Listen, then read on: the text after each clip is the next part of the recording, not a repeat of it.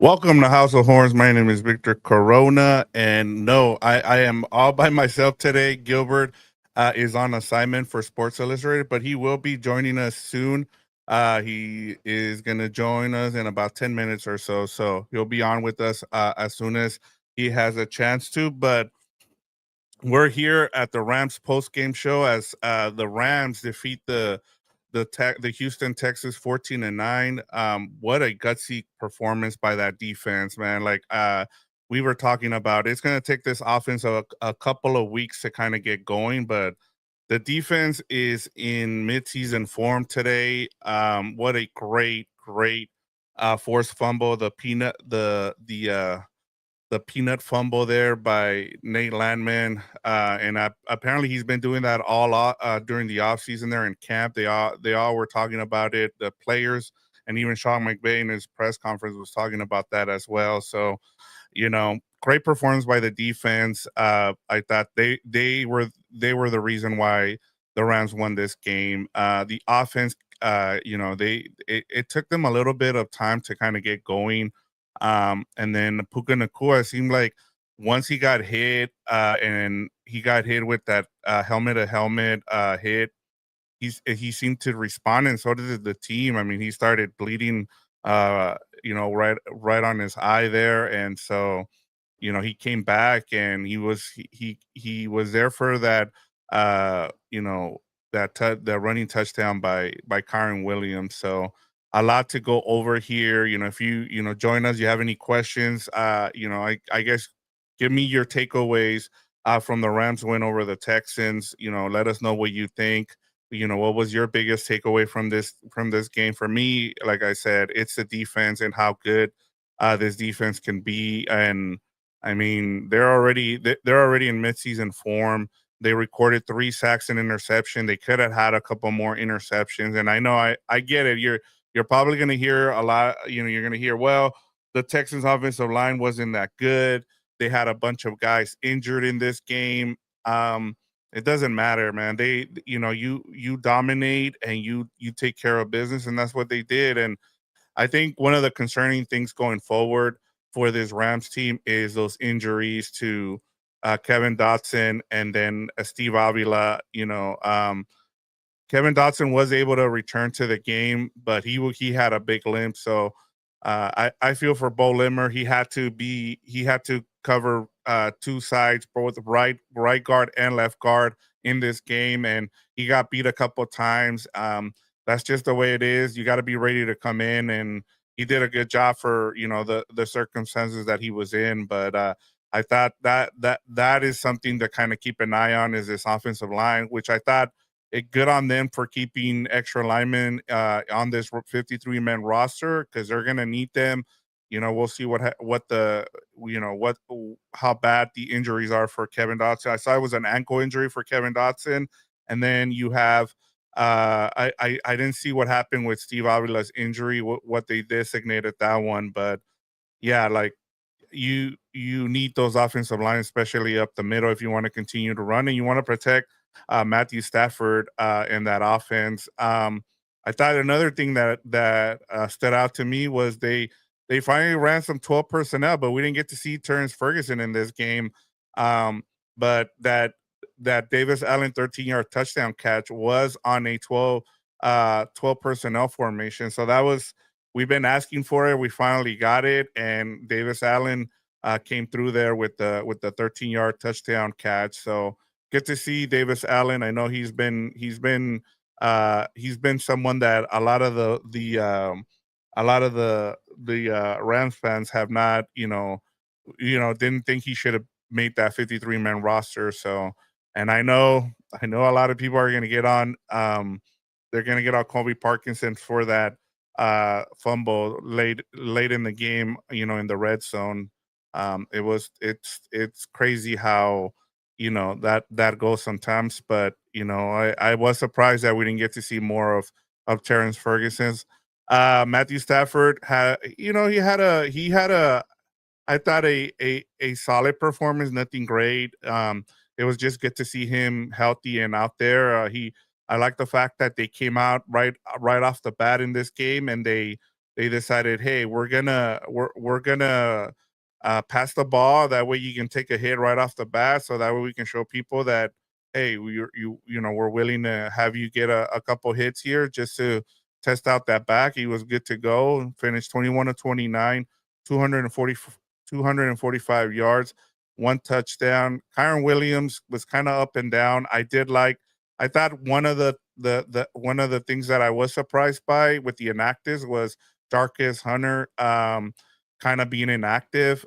They went with it looked like two running backs in this game. Uh you had all right. You had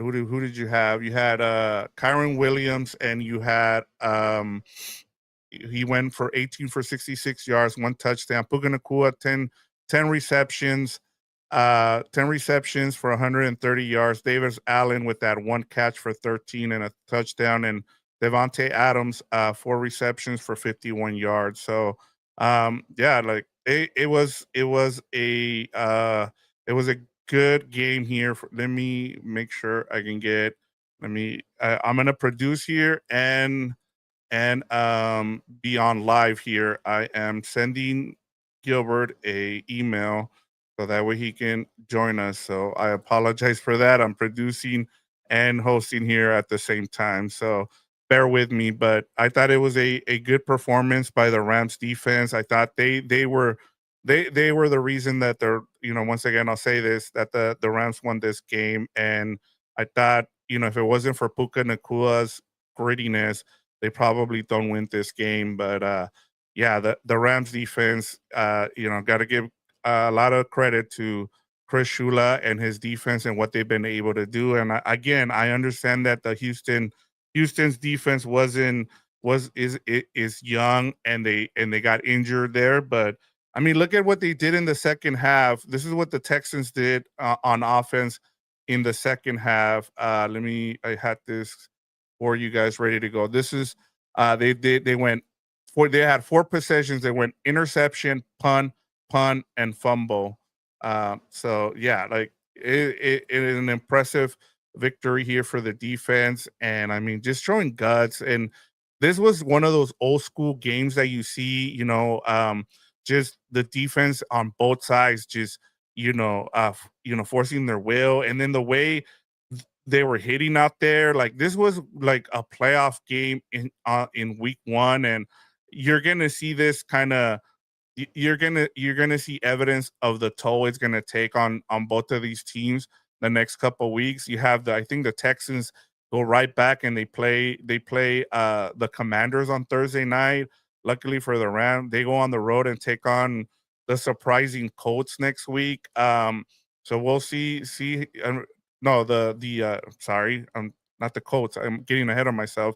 The Tennessee Titans, who had a they gave the Broncos fits there, all game long there in Denver. So yes, it's just kind of something to keep an eye on, just because this game was such it just reminded me of games from the 80s and 90s.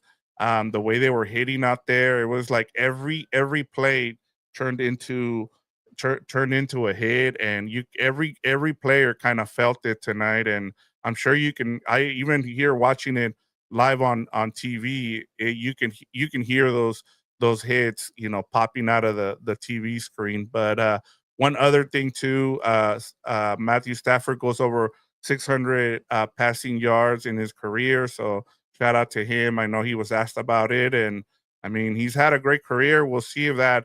I've had discussions with people, and I've had debates where people believe he's not a Hall of Famer. And I just think with all he's done, especially if he can lead the Rams to another Super Bowl or on a deep run, I feel like he secured himself into the Hall of Fame. But I'm not saying he's going to be a first ballot Hall of Famer, but I know that those years in Detroit, a lot of people point to he was just a fantasy quarterback where he was just throwing a bunch of empty passing yards. But now we've seen it. He won a Super Bowl here with the Rams, and hopefully he can continue to thrive with the Rams, and kind of add to his legacy and perhaps his Hall of Fame resume Uh, if you have any questions, as I said, we got Gilbert joining us. There we go. He's in the green room, ready to go. I'm gonna change a couple of things here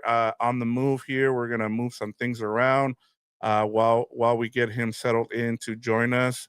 But a great win for the Rams here. Just really, really impressed with what they did today. So let's get Gilbert's thoughts on this, and see what he has to say. Hey, Gilbert. What's up, Vic? How's it going? And how's it going, Rams fans? I'm sure they're enjoying that big victory. And hopefully, you guys can hear me. I'm in a casino right now, so hopefully everything's okay, Vic. Yeah, I told them you were on assignment. I did not say what you were up to, but yes, you're on an assignment for SI Sports Illustrated. Joining us. Sorry, let me give you the proper intro. It's former Rams beat reporter Gilberto Manzano, who now does it. He's an NFL staff writer for Sports Illustrated. Gilbert, you're on an assignment. You're in a casino. I'm sure a lot of people had bets on the Rams, and so a lot of people who did bet on the Rams were happy about that, and hopefully people who bet the under as well were happy about hitting that under. Yeah, it was definitely a strange day because uh, there was teams that covered, and then there was teams that for the public that also won for them. So I'm honestly curious to hear how the books did and how the public did. But in terms of the Rams, man, the Rams covered. It was -3. That they won. A low scoring game, 14-9, and like you mentioned, it was the under. So Vic, I'll say this is my first takeaway. I'm going to start by saying I was right. It's going to be a defensive slugfest, and for the most part, the Rams' offense did struggle. But I was wrong on the Rams' defense. They are better than I guess. I limit them. How about that? That's the right word to say, Vic. I limited them to being a pass rush team. I limited them to not being good in the back end. I limited them to not being good in the secondary. And the whole defense in every phase, Vic, they showed out. Nico Collins didn't do much. The rookie Jaden Higgins didn't do much. They shut down CJ Stroud for the most part. But it wasn't just, the Jared Verse show, Tyler Davis, and Byron Young. That back end of the defense, Kobe Durant making a big play, Vic. So to me, I was surprised. I give them credit. I was wrong. That secondary, at least for one day, was good. But I'm gonna say it. It's a week one overreaction. But Nate Landman is the real deal, man. What a big time play right there. So yes, I do have some questions for the secondary, but they are better than what I expected, at least for week one. But that middle, I can now say comfortably that guy Nate Landman is going to be a guy. Yeah, and I mean with Tyler Davis again, just continuing to kind of show out too. I mean, and I thought that was outside of the defense dominating this game for the Rams. And I get, like I said, we're gonna hear a bunch of stuff like, hey, that offensive line wasn't that good for the Texans. They got injured. They lost two guys midway through the game. I get all that. Like, and I just went through it. Like in the second half, Gilbert, the Rams defense had an interception, punt, and fumble on 4 possessions for the Texans on offense. But I think the biggest takeaway, even in the first half, too, is them limiting the run. That was so good to see. And as you said, Landman, he was the biggest reason for that. Yeah, no, but I thought at some point, the Rams offense gave CJ Stroud many opportunities to get it going. That running game never got going. CJ never got comfortable. He was throwing some good passes, to give Jaden Higgins an attempt. For the most part, I didn't see much of Nico Collins, so that's a credit to the game plan and Chris Shula. But CJ Stroud did have his moments, and for the Rams' credit defensively, they always had an answer for it. Okay, it's a one-score game. Yeah, it's a rough day for Matthew Stafford. It's a rough day for the running game. It's a rough day for Devontae Adams' debut. It felt like the typical Rams of last year, right, Vic, where you're going to force feed Puka Nacua. You might get a touchdown from Kyren Williams. Wait a minute. You got a personnel 12 touchdown, too, from Davis Allen, your boy Davis Allen, who I was saying, get him off the roster. And he got a touchdown. So that was the one different thing there offensively. For the most part, when the offense is stagnant, you go to Puka Nacua, and it keeps you in the game. Now you have a very good defense. And again, I don't want to get too much of a week one overreaction. I don't know how far this Rams defense could go. Is it top 10, Vic? Is it top 5? Like, it does feel like they're in that territory. Before week one started, I would say they were like maybe, top 12, top 15. The pass rush definitely keeps you in the top 12 category. But I worried about the back end. And today, stepping up play after play. And there was moments where, the offense wasn't doing anything. And the Houston offense got short fields. And time again, the defense stepped up. So to me, shout out to Chris Shula. And then with the Rams, Vic, they're always going to be in it because you have guys like Puka Nacua and Stafford who just tend to battle. And then you got a good coach in Sean McVay. But eventually you want to see this team be balanced on both sides where you're scoring more points than 14. And again, we both assume it's going to be a very tough defensive slugfest because the offensive lines are shaky. But the big surprise and the big story is the defense, like you mentioned. Yeah, and kind of switching over to the offense because I want to get your thoughts on the offense. The offense kind of sputtered again, Gilbert. We kind of talked about it in terms of it's going to take a little bit of time with Stafford missing all of training camp. And you lose two offensive linemen in this game to injuries. Kevin Dotson ended up coming back, but he had a limp even towards the end of the game there. You had Bo Limmer having to come in for Steve Avila and Kevin Dotson having to play both guard positions. How concerning is that going forward? We'll get more into it in terms of our preview for the Titans game, but matchup on Wednesday on House of Horns. But just want to get your thoughts. How concerning are those two injuries? It is very concerning because most teams in the league have very good pass rushers. And even a team that we thought was crappy is the Tennessee Titans. They put a lot of pressure on Bo Nix today. So they have Jeffrey Simmons. So that's for next week. But moving forward, you're going to have some good O-line combinations. Your game planning and the pre-snap read and how do you motion people, guys. You got to have some tricks where you're throwing the pass rush off. You can't have them in a good rhythm. So in terms about having injury, play offensive line, you just got to have more tricks in the bag, and that's up to Sean McVay to do that. You got to have a good running game, but that is for the future. But for the most part, I thought they held up pretty well. I did see Stafford take some bats or take some sacks, and some of them were not his fault. He couldn't get out the way, and that's more on the O-line. Some of it was on Stafford not being able to move around too much, but for the most part, it's kind of like we've been talking about for the last few years with Stafford, running the show. Like he's not going to be a mobile quarterback. He might take some sacks here and there, but he's always going to give you a chance to give the ball to the playmakers. And then Puka Nacua got the scare too a little bit, and he came back. But other than that, that's a problem for another day, the offensive line. But for right now, to hold your own against Will Anderson Jr. and Daniel Hunter, I'm sure they're going to feel away coming away like a big time. It is a victory, but a big time victory in terms of the whole line. What did you think of the physicality in this game? I thought it felt like a playoff game out there. Like you could hear the hits coming out of the TV. Like this was one of the most physical games I've ever seen for a week one, Gilbert.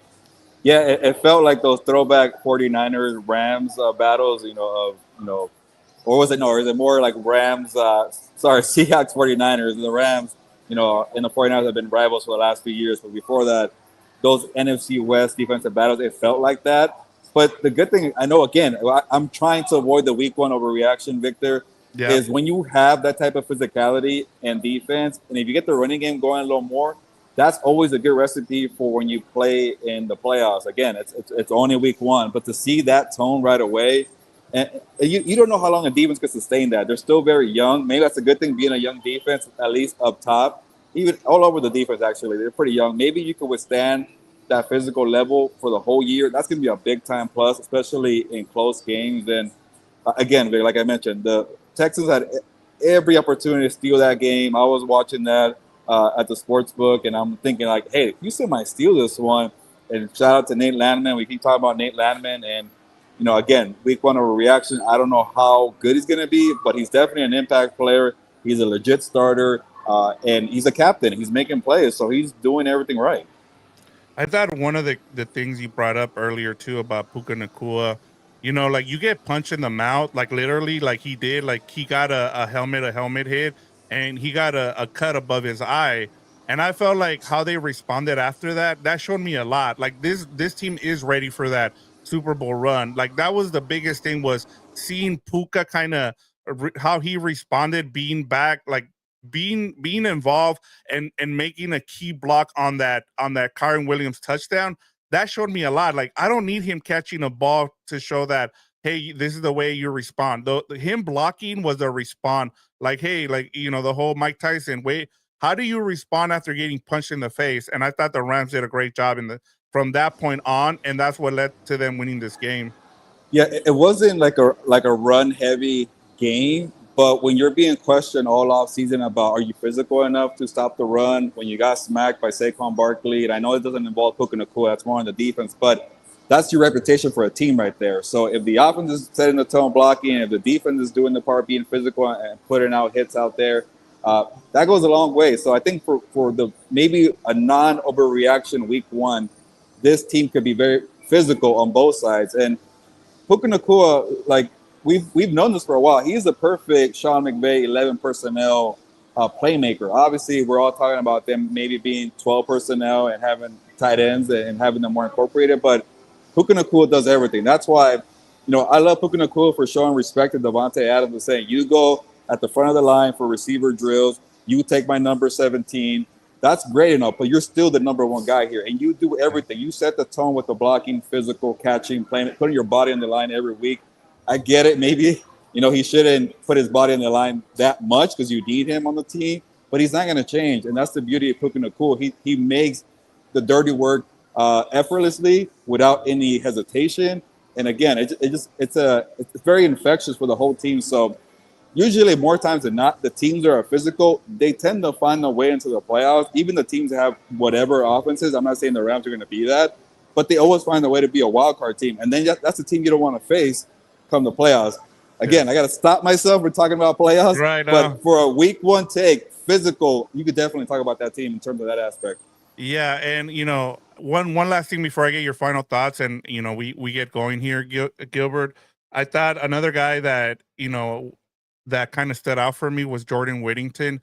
Outside of him returning punts and kicks, I thought that was huge. I think we're gonna get one, sometime this year, or he'll return one for a touchdown. The thing with him is, like, remember how I was asking, well, with Cooper Cup gone, and you bring in Devontae Adams, who's gonna do that dirty work? And it's gonna be Jordan Whittington, and it's good to see him. They were giving him some end arounds, that I thought were really impressive. So they're gonna keep him involved in the offense, and he's gonna play a key role in special teams.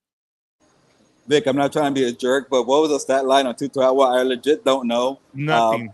Okay. Nothing. Okay, I'm not trying to be a jerk, but it just tells you that Tutu Atwell is not going to be a thing, and Jordan Whittington is going to be the thing because why? He does a little more. He does the dirty work. He does the blocking. He does the jet sweeps. He does plays out of the backfield. He could catch like a traditional wide receiver.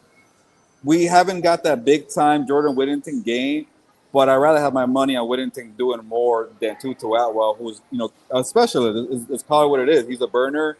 But he's not making the plays, and at some point, you got to just say, you know what, we're not going to try this. We're going to do something different. We're going to be a slow pace, and to keep it more a receiver centric. Before I head out, Vic, Devontae Adams didn't have a monster stat line, but Devontae Adams still made a lot of big time plays. Like he could still get open, he could still catch the ball, and the thing that's going to go a long way, Vic, is when you have your 4 catches for 60 yards, I forgot what it was. And you're not the number one playmaker, that'd be a Puka Nacua. But go ahead, what was it? Yeah, 4 receptions for 51 yards. Okay, with a different team, maybe the Raiders or the Jets, he might be upset, but they're winning the games. Yep, that's what matters. He's seeing the defense make plays. He's seeing that, like, you know what? I don't have to carry the load here like I did in the other stops. So having that infectious energy of like, oh, damn, I'm not alone here. Who cares about my stat? Let's see how that plays out. I'm not gonna just fully assume that Devontae's going to be okay with that, but it's going to help when you win these games early on. Yeah, and we'll see. We'll be back on Wednesday to preview the matchup with the Titans, Gilbert. But before we let you go here, and we both leave, and put our final says, our final thoughts here for this Rams win over the Texans. We have Deborah Salgado says, all that speculation and second guessing is over. Rams are talented and all the components that make a great team. Super Bowl journey begins. Puros cuernos, stay healthy. And then let me give you one more here from Daniel Calderon. He says, Landman is the greatest Rams linebacker ever. With that peanut punch forced fumble there. Gilbert, just give me your final thoughts here, and then look forward, kind of previewing as we get ready for a Rams Titan on Wednesday on House of Horns. Yeah, I started by praising the secondary, saying that I was pretty harsh on them and I was wrong. So I'm gonna end the show saying they balled out, and I'm not sure if the secondary is going to be here to stay. Again, that's the week one talking right there.